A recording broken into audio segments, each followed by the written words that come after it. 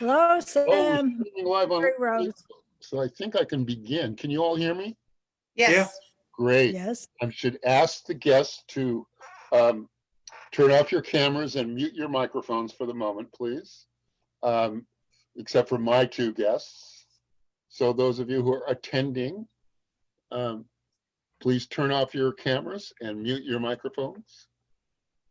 Linda, show it. There you go. Thank you. Great. So welcome to the first Sam Salon on Zoom in its 13-year history. No one's ever claimed I'm a technical expert on anything, so who knows how this will play out, although we're doing something very primitive here, so it should work. This is Sam Salon, and the question is, the title of the salon is Why Write a Play About John Quincy Adams? Before I start, I just want to say we are currently making available through video on demand a film of the play JQA by Aaron Posner, who is with us tonight, who wrote the play. And if you have not seen that, please go to our website at sdrep.org and order your video on demand. It's available through November 5th. I highly recommend it before the election night, because it has a lot to say about the current conversation. I am Sam Woodhouse. My guests are Aaron Posner, and I'm going to introduce Aaron Posner. I'm going to introduce Joel Castellaw, my other guest. Aaron is the writer, the man who wrote JQA, the play, and Joel was the dramaturge for our production. Aaron is an award-winning director, playwright, teacher, and former artistic director of the Art and Theater in Philadelphia and in New Jersey, Two River Theater. Two Rivers. Just River. Rivers? Just no, not plural, just Two River. Not a plural, just Two River. Okay. I've never been to either of those. He has directed more than 150 productions at major regional theaters across the country, including virtually every theater in the Washington, D.C. area. As a playwright, his reimagining of Chekhov's The Seagull, entitled, Aaron, I'm gonna let you say this title so I don't mess it up. Stupid Fucking Bird? Great, you said it perfectly. Yeah, you let the asterisks go. Stupid Fucking Bird was one of the 10 most produced plays in the country in 2015 and has had more than 150 productions worldwide.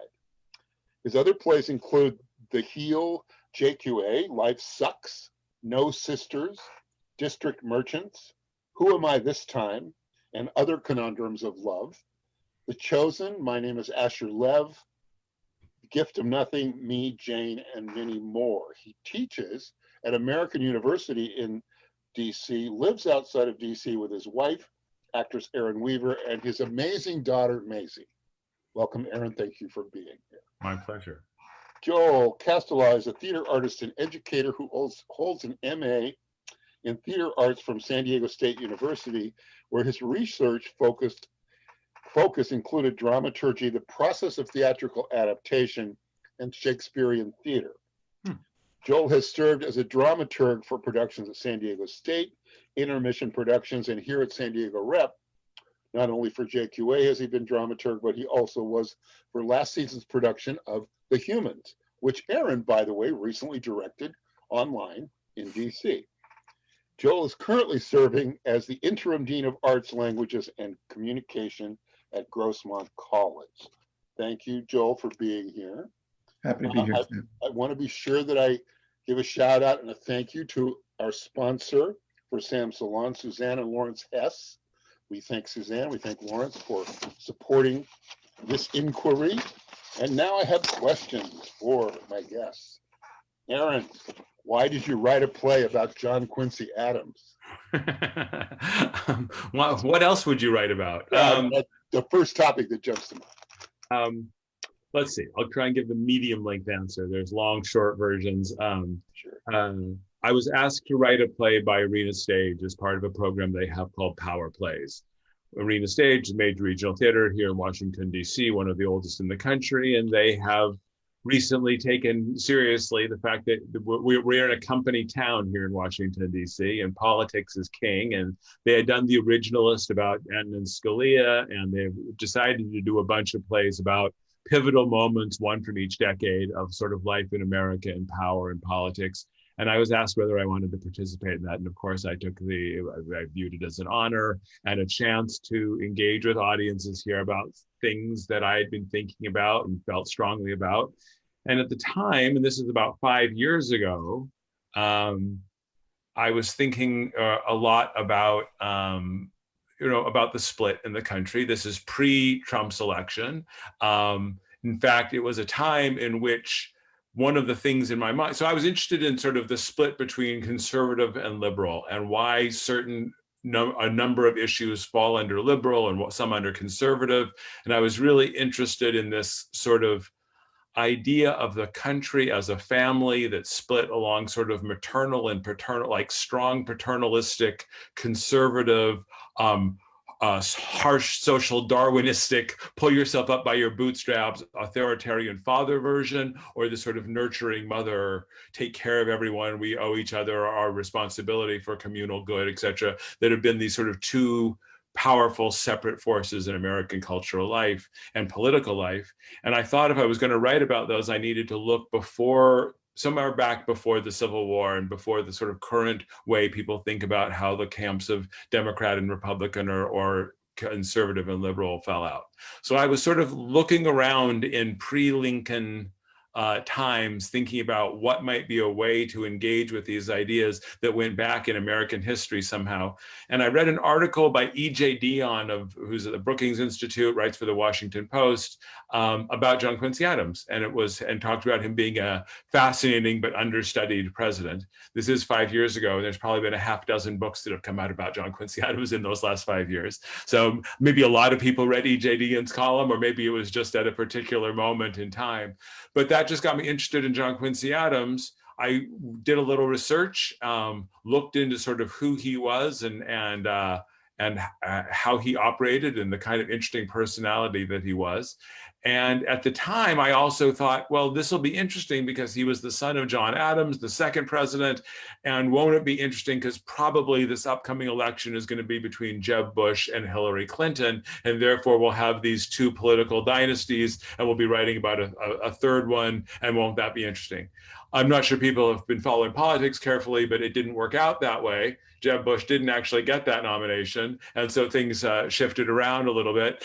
And I've been writing the play ever since and rewriting it and exploring it. But so JQA, it was, I guess the point of all of this quite long answer is I was never intensely interested in at all interested in a biography of John Quincy Adams or telling the story of his life, even though it's quite an interesting story, even though he's not a terribly compelling personality, the reality of him.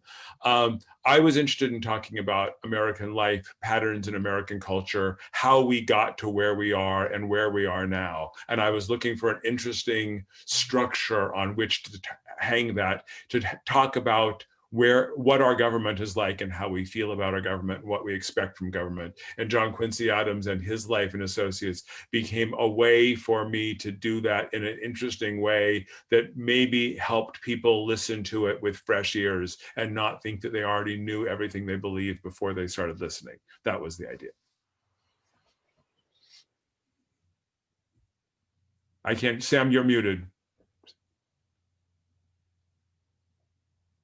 I told you I was a tech expert. There you go. Your paternal-maternal metaphor reminds me of the debate last night. I think I saw paternal and maternal operating in the presidential debate last night, actually. You see it in any conversation between conservatives and liberals. I believe you see it playing out in that the liberal, progressive point of view says, no, we're all, and this is, there's lots of different labels for this sort of, it's individualism against communitarianism, or it's like, these have been the core structural opposing forces in American culture but way before the beginning. Is it about rugged individualism, every man for himself, pull yourself up by your bootstraps, just do your best and to hell with everybody else? Or is it, no, we're a community, we need each other? And obviously they intermix, that you have these have always intermixed and sort of struggled with each other in various ways, but they are both powerful forces. And at times, both have accomplished powerful good and powerful bad. right? There are actually positives and drawbacks to both in their purest form. Yeah. So it's a complicated conversation, I think. Interesting. Joel, you have mentioned that the elections, the American elections of 1824 and 1828, both between John Quincy Adams and Andrew Jackson, have parallels in today's politics, Joel. So would you mind commenting on that? I think that's interesting. Sure, yeah. Well, the obvious parallel between 1824 and today is John Quincy Adams lost the popular vote, but he won the election. And, you know, we've only had a handful of elections in the United States where that has happened. And two of them, you know, have happened in the last 20 years, the 2000 election and the 2016 election. And the parallels are closest when it comes to the 1824 election and the 2000 election. Because in both of those cases, another branch of government interceded. So in 1824, Jackson won the popular vote, and Jackson won a plurality in the Electoral College, but he did not win a majority. There were four viable candidates: John Quincy Adams, Andrew Jackson, William Harris Crawford, and Henry Clay. And so the Electoral College split. Jackson had the most in the Electoral College, but not a majority. And so under the Constitution, that kicked the election over to the US House of Representatives. And in the House of Representatives, there's what's called a contingency election. Each state delegation gets one vote. And it's only the top three candidates who get to compete in that election. So Henry Clay fell out and threw his support behind JQA, and that allowed JQA to win the election in the House, even though he lost both the popular vote and only came in second in the Electoral College. And then in 2000, of course, in Bush versus Gore,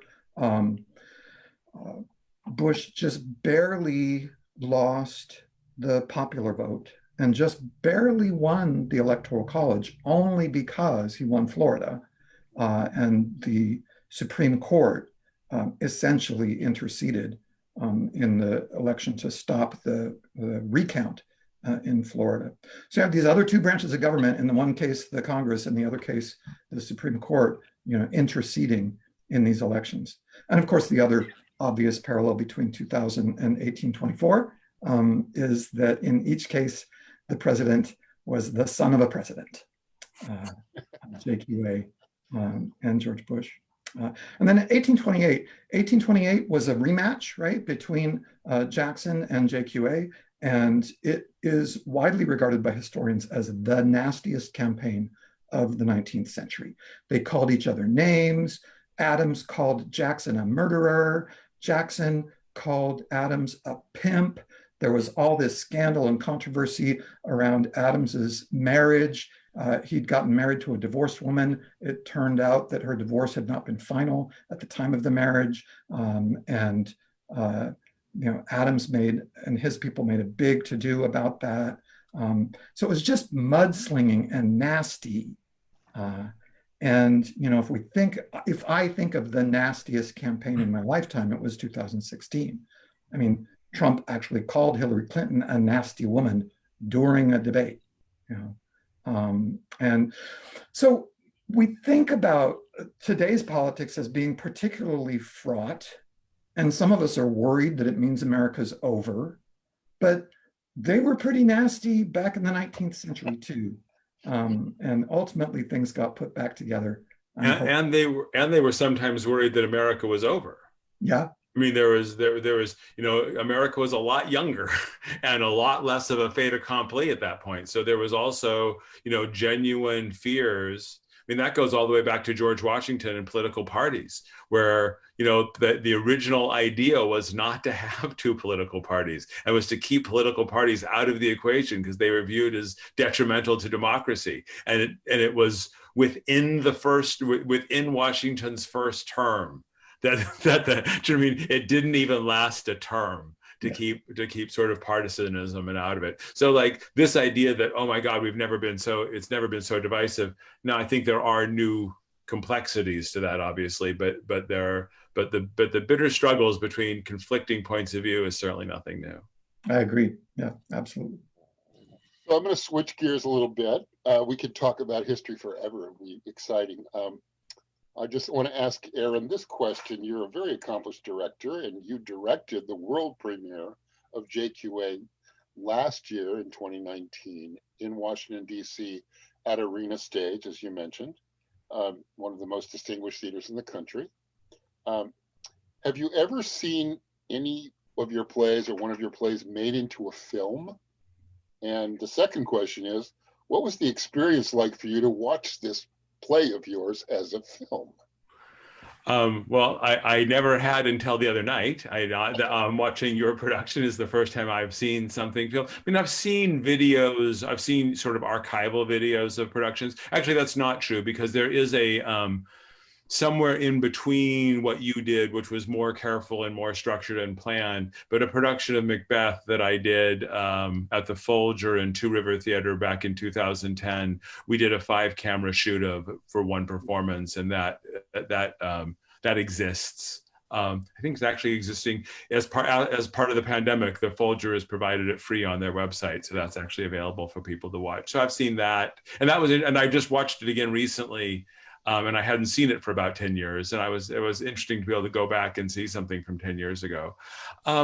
I mean, it was fabulous to be able to watch it and to be able to see a new group of actors, particularly because JQA is still a relatively new play. As I think maybe some people know, I did write a new scene for your production of it. And we did make some cuts and some changes and a new prologue. And so there were some new parts of it. I have more scenes. I could keep writing for, it's an endlessly interesting topic. So I could keep writing new scenes for it on a regular basis. While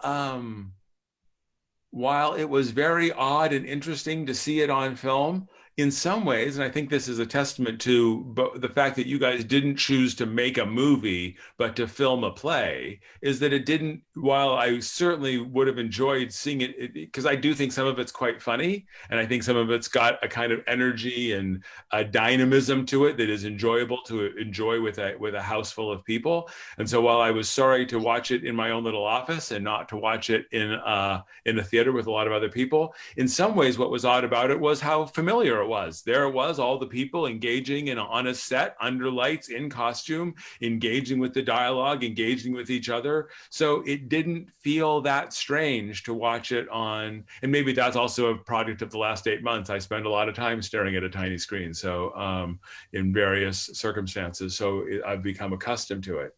But, I learned a lot from watching it because I thought you guys did a great job and the cast did a great job. I did have that humbling moment of watching a couple moments and I'm like, as a director, when you are both the director and the playwright, you're never positive whose fault something is, like which of me messed this up. And so there are a couple of moments that I actually thought either the actors or the director of the original production were responsible for. And now I'm pretty certain it's the playwright.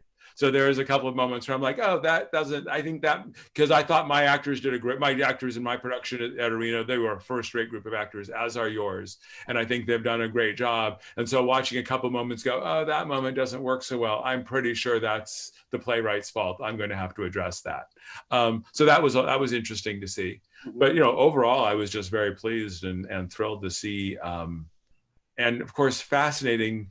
The world moves so quickly now that it used to be that if you directed or worked on a play, like a Shakespeare play, and then you came back to it 10 years later or 15 years later, and the world had changed, you heard and saw new things. Well, the world, and particularly the world of politics, moves so quickly now that coming back to a play like this a year later and whole new areas of it resonate in different ways. And some things become even sadder or harder. Other things feel almost, there's a couple of some of my concerns from 3 or 4 years ago when I was writing it, or even 2 years ago as I was finalizing it, feel almost quaint to the actual issues that we're confronting now.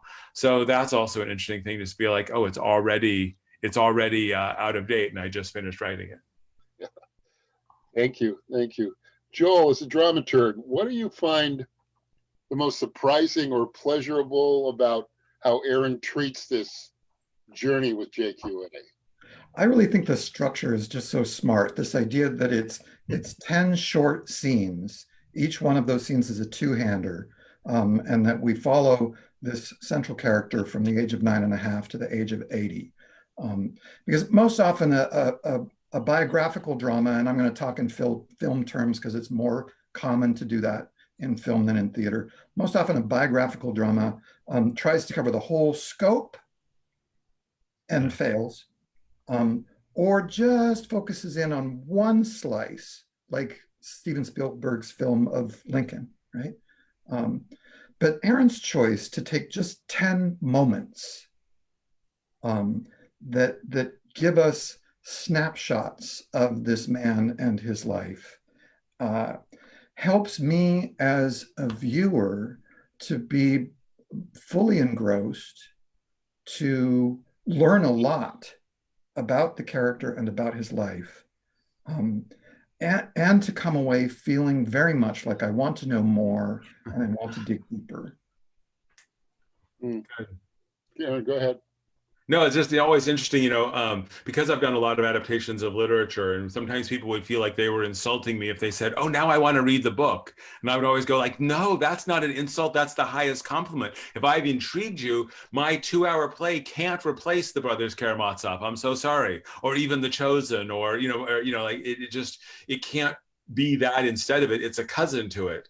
And so there is something that I love about the fact that if people leave this wanting to know more about American history or about the founding fathers or about JQA or about government, or if people leave this intrigued and head back to learn more, I certainly think that's a wonderful compliment. And one of the things that intriguing people and getting something going is one of the things I think we can do. And so that's exciting to hear that was your perception.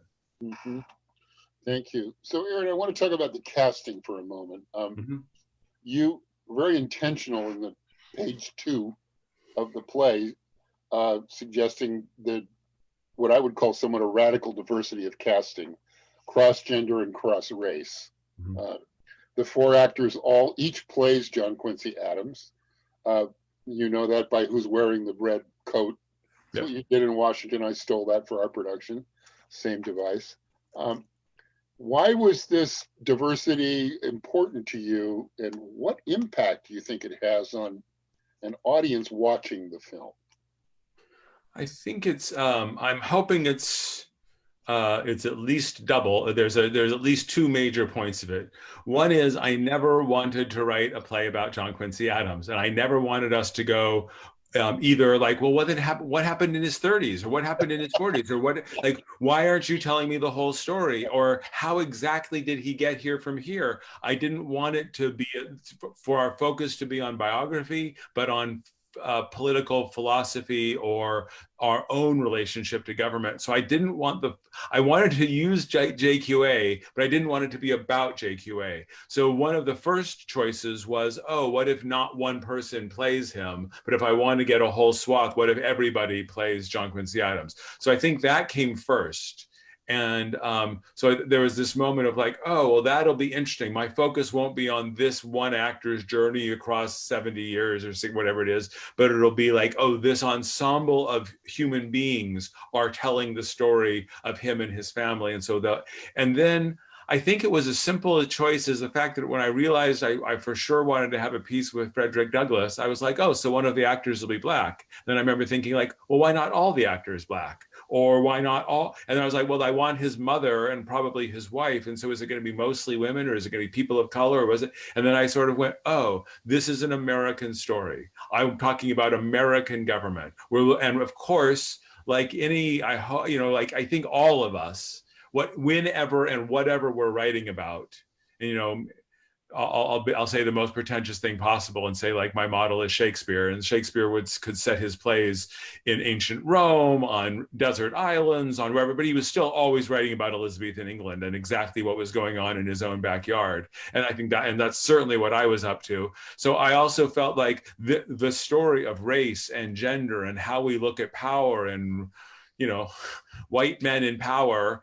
If we watch this production of sort of all people of the right race and age and gender we would be looking at it biographically. We would be looking at, yeah, that's what those kinds of people do. We would be pigeonholing. It would be, then there would be a strong desire to like, well, John Quincy Adams was actually quite short. We should probably get a really short actor, you know, like, and you get into the world of biography. So I wanted our focus to be on government and on bigger pictures, and I wanted it to be an American story. And by having sort of radical diversity and having everyone play JQA, that's what I was hoping to accomplish. Mm-hmm. Thank you, thank you.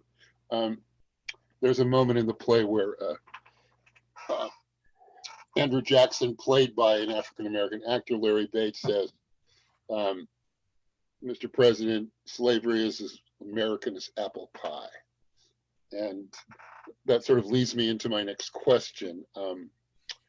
Joel, you suggest that the impact of the casting choices influences the subtext of the play and speaks to the role of slavery in the United States history and the shadow that slavery casts today. Could you talk about that observation for a moment? Yeah, and I had in mind exactly what the two of you were just mentioning, you know,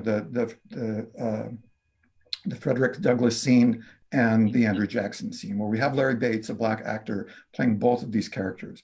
And so Larry Bates, a Black actor, plays Andrew Jackson, of the historical figures in the play, unquestionably the biggest racist. You know, he wasn't just a slave owner, he was a slave trader. He broke slave laws in his own day. And he gives the most overtly racist speech in the play. And I remember the first time I heard Larry read that, I just thought, how does he even do that? You know, how does a Black man read this horribly racist statement? And he does it beautifully. And then later, he plays Frederick Douglass, and one of the great abolitionists of the 19th century, and delivers a speech that speaks so clearly to today, because it's a speech that's saying it's not enough to be not racist, you have to be anti-racist. And so the fact that the same Black actor gets to deliver these two speeches, it's powerful in so many ways. But one of the ways in which it's powerful for me is the suggestion, subtextually, that any of us can be as ugly as Jackson or as beautiful as Douglas. And that it's even possible for the same person to go through a journey from the one to the other. And to me, that's a message of hope.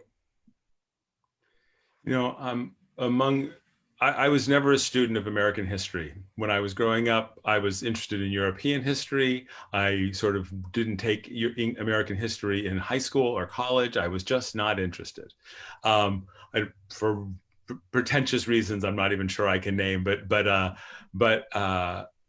then later in my life, as I started writing plays that dealt with district merchants, which is set in during Reconstruction, which I wrote about 8 years ago, really engaged me in American history. And then this project has been the deepest dive I've ever taken into American history.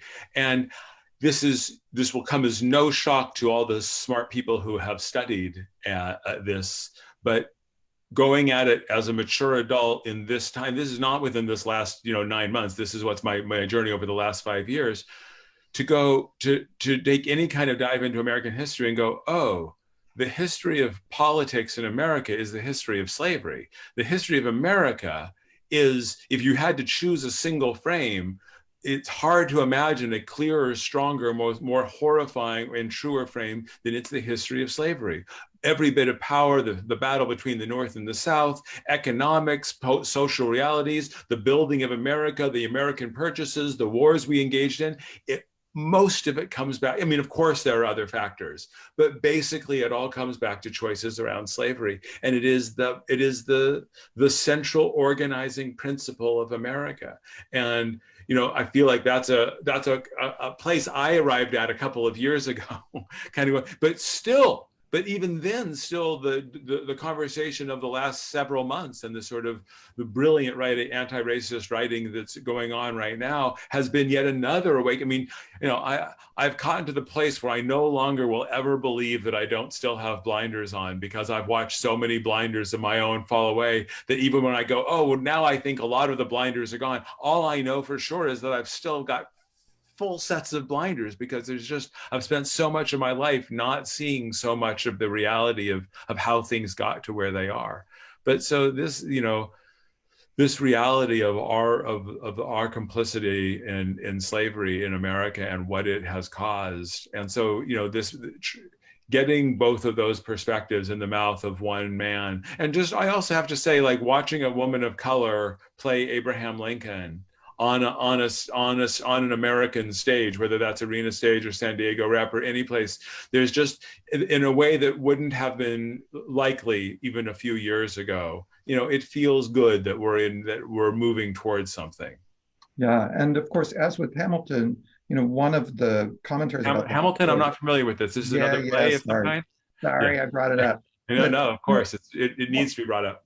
One of the commentaries about that choice, the casting choice, is that it's a way of saying this history, this story, it belongs to all of us. Yeah, absolutely. And I found that I had just pitched this project, not with this casting yet, but I had pitched this project only at some, to Molly Smith at Arena Stage. She had said yes. We had said, okay, I'm going to write this play about John Quincy Adams. I was in New York telling a friend of mine about this. I'm going to write a play about John Quincy Adams. They said, oh, have you heard of Hamilton? I said, no, what's that?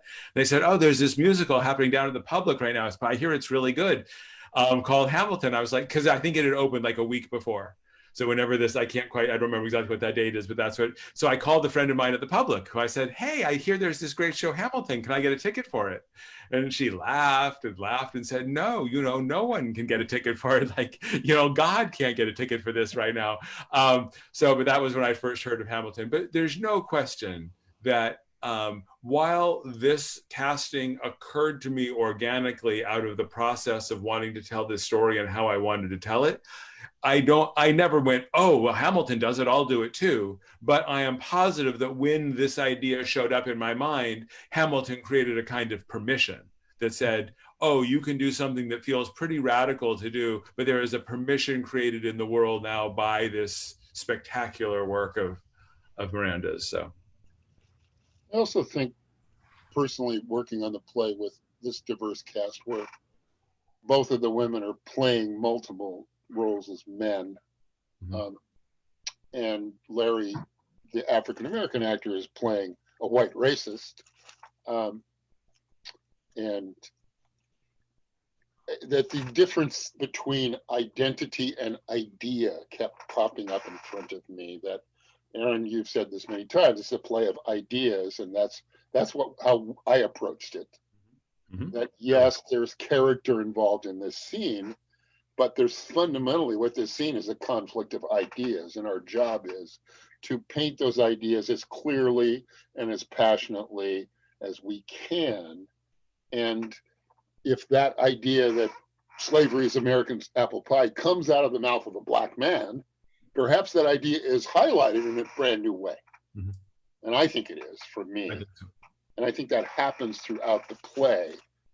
It's so interesting to me. Another point I'll point out that one of my favorite moments is when Rosina Reynolds, playing James Madison at the age of maybe 80, I don't know, maybe 80. Yeah, and JQA is maybe 62 or so, maybe 70. And JQA's son has just leapt off a boat and he's committed suicide. His other son's dead, a disastrous father. And Madison says, I don't want to misquote this, but tough racket being a father. Tough racket fatherhood, yeah. Tough racket fatherhood. Now I'm looking at Rosina Reynolds, it's a veterana, brilliant actress, saying that, and somehow the fact that coming out of the mouth of a woman highlights the idea in a way, because I'm not looking at her as the character telling me that. I'm looking at the idea living in the air, and she's the agent. She's an agent of ideas. I don't know how else to describe it. I mean, it's straight up Brechtian, right? It is just, it is, I love Brecht. I love that creating a little bit, creating a little bit of cognitive dissonance. And so, and in that little bit of cognitive dissonance or waving the flag, it's, I love it.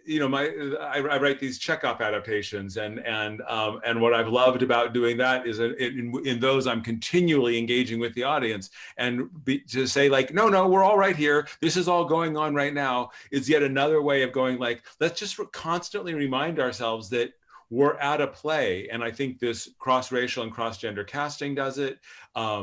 Everything that says that I guess it's a pretty passionate belief I have that it's not mutually exclusive, that we can get deeply involved in the world of the play and the emotional stakes and the humanity of the characters, and remember we're at a play, and that these ideas have a separate weight and a separate kind of conversation for us, and that those things can happen simultaneously. And that's part of what excites me about theater. And I think can happen in theater better than in most other forums, I will say. Yeah.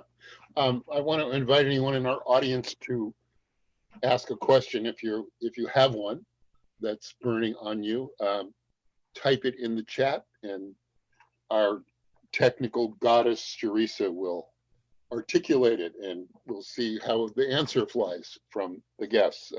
Anyway, I'm inviting that now. Let's see. So, Aaron, what does it mean to be a playwright? You're getting into a little bit just now in terms of talking about film and theater, but here we are in the time of COVID, and here we are in the time of a depth and breadth of social unrest and commentary that I haven't seen since the 60s. What is it like to be a playwright now? What do you do as a writer next? That's a good question. I'm going back to Chekhov for a little while, because it's a good refuge for me, and it's always an interesting place. So I'm doing a little bit of a new kind of a Chekhov thing. But I think it's a really interesting time also to be a white writer right now, and going like, what stories are we telling, and whose stories are whose to tell, and when is it what's appropriate to sort of take a back seat for a while or to move to the side. There's a lot of complicated questions that are being brought to the forefront. I went to my first TCG, the Theater Communications Group. I went to my first TCG conference in 1990 when I was a new artistic director of the Arden, and people were talking about diversity and inclusion, and then going back to their theaters and for the most part not doing anything about it, or taking small steps. And I think that it's taken a generation, but things are really happening in a deeply meaningful way that I think will change everything when we come back from this COVID event. So I think that so there's just profound shifting going on that will affect everything, and I don't know that anybody knows exactly how it will all play out, but I know that in the long run, the American theater is going to be richer for a multiplicity of voices, and for a lot of new voices being welcomed to the table. And hopefully the hunger that will be developed for the lack of theater for the last year will mean not that people get kicked out of the swimming pool, but that the swimming pool grows, and there'll be room for a lot more people in the swimming pool to explore and play and tell new kinds of stories in new kinds of ways. So that's my hope. Well, that's what we're working on right now, is how to make the swimming pool larger. And we're planning a Black Voices play reading series in the spring that we haven't announced yet, but I guess I just did. And planning that, and who's part of the planning, and who gets to choose the plays, and how is it represented, and how does the phrase Black Lives Matter interface with this reading series, are all things that are going to be discussed and up in the air on the journey. And as we consciously are really trying to expand the numbers of people that we are sharing with the world, with the audience that we have, the voices that we are sharing. You say, what voices should they be?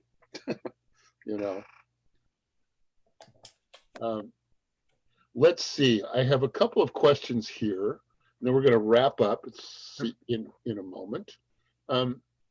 Let's see. Nancy is asking, she's commenting on enjoying the costumes. I'm sure Anastasia Patova will enjoy that. Anastasia is from Russia, and she did the costumes for a play about American history.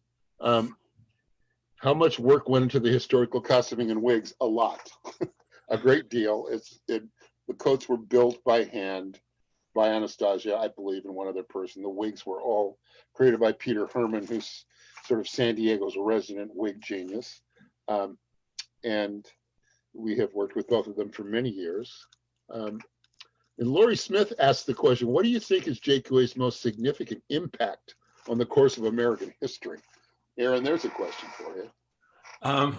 I think one of my, or at least my favorite of his impact is who knows in some ways. Yeah. He tried to get us to take the metric system on, and he failed at that.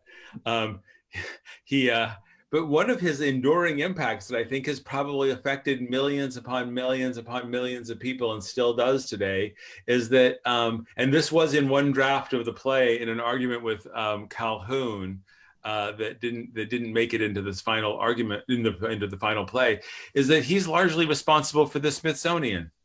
That this fellow Smithson, a Brit who had never been to America, left $5 million to the United States government on condition only if his nephew didn't have children or something. There was like a weird condition, but it didn't happen. The money came, and then there was a powerful fight in Congress.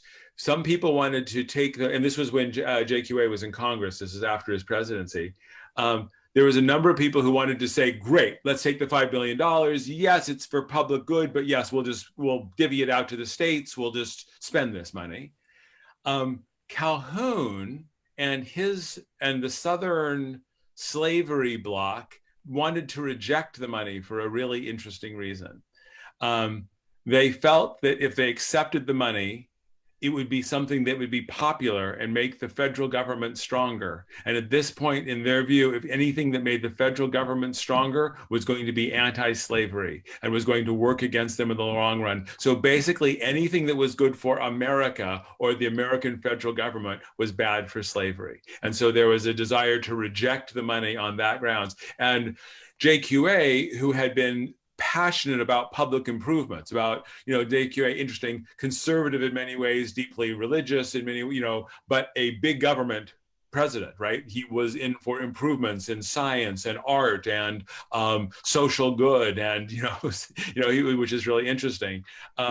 He had failed in many of his improvements, in many of his plans for improvements as president. So he saw the idea of a national institution of learning and a museum and a center for knowledge as something that he had deeply wanted and had failed to accomplish as president. So he became the chair of the committee that handled the Smithson bequest. He protected it from fights from every side. And we wouldn't have the Smithsonian if it wasn't for John Quincy Adams. And if you look at the fact that how many literally tens and hundreds of millions of people have benefited for the last 250 years from the existence of the Smithsonian, I think that's a pretty good legacy.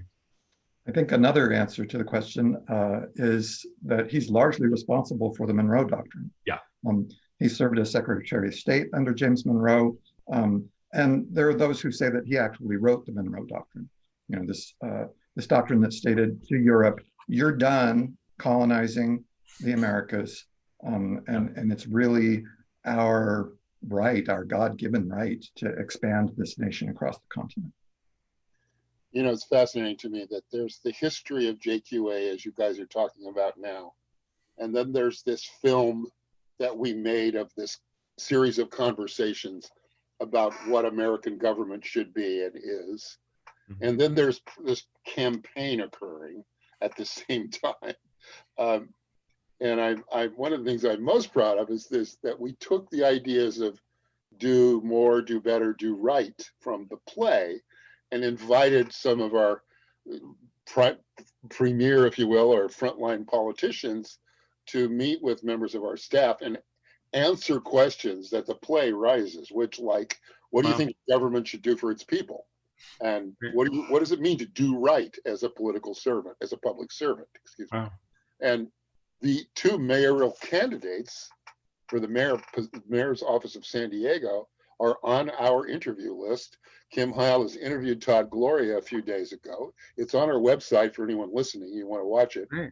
Next week, Todd Salovey is interviewing Barbara Bree, who's the other mayoral candidate. And a week from tonight, I'm interviewing Nathan Fletcher and Lorena Gonzalez Fletcher, two of the sort of major players in Southern California politics. So That's awesome. There's history, there's the play, there's the film, and there's the campaign. And it's all part of what we do. As artists, obviously you can, I'm speaking to the audience, you can hear these two guys. I mean, deeply connected to history and contemporary values, you know, not just politics, but what are the values we should live by? And I think that's a question we ask ourselves often if we're good at what we do at a theater, is what values should we live by?